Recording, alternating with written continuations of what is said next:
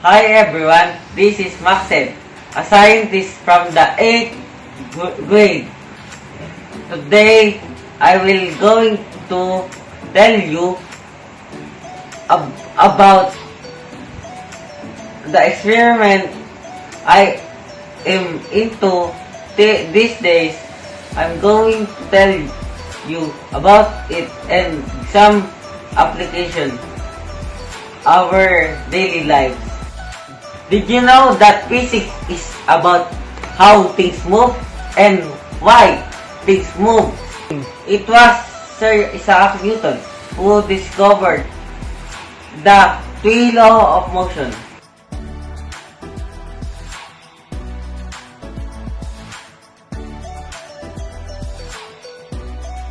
First, learn about the first law of motion.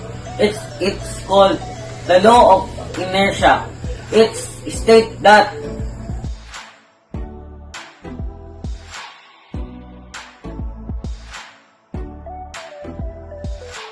understand Newton's first law completely, we need to learn about inertia first.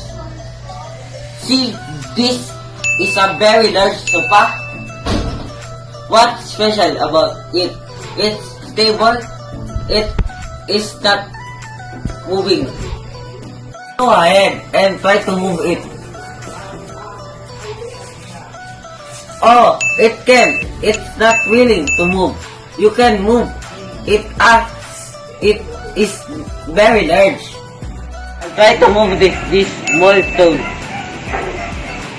Good. It move. When it move, you can move it. I didn't put a lot of effort. Things, even the smaller things, need to effort to move. This is the first rule of Newton's law. Things want to stay where they are. No object in this universe will start moving unless some external effort is put on it. Like all things in the world are lazy. Are other examples. As you can see, the ball is on the top of the table. This table will not move forever until you will exert an external force upon it. The bowling ball will continue falling forever unless there will be something to move to stop it. In this case, the wall is the external force that stop from moving. Now you understand Newton's first law. Let's move on to Newton's second law.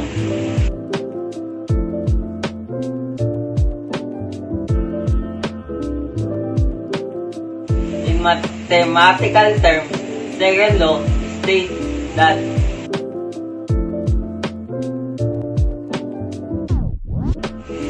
to cause an object to accelerate or speed up, a force must be applied. The more force you apply, the quicker things accelerate.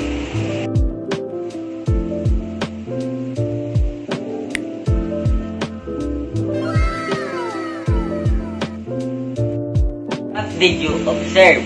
Which bag is easier to pull?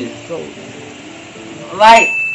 A bag with nothing inside was easier to pull because it is light, and since it's light, you just need to exert less force.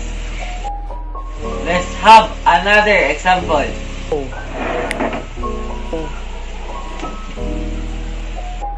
The plastic chair was easier to push and move quicker because it has less mass, so less force is needed.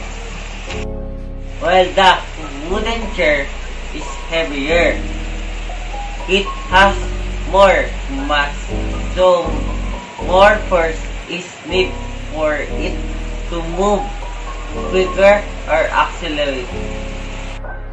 I think you understand the Newton's second law the law of acceleration better now. So let's proceed to the last law. The third law of motion is called the law of interaction. Have you ever wondered why a bicycle moves forward? Alright, it's move according to Newton's third law.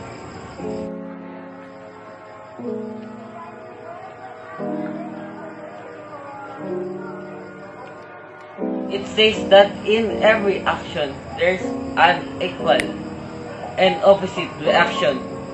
To understand this, see what happens when you drop a ball.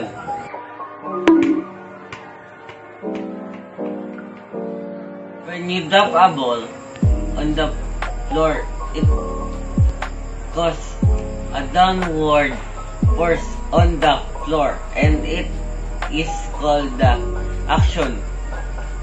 Then the floor went on the same force but in opposite direction, and it is called reaction together. The floor and ball force, the action reaction.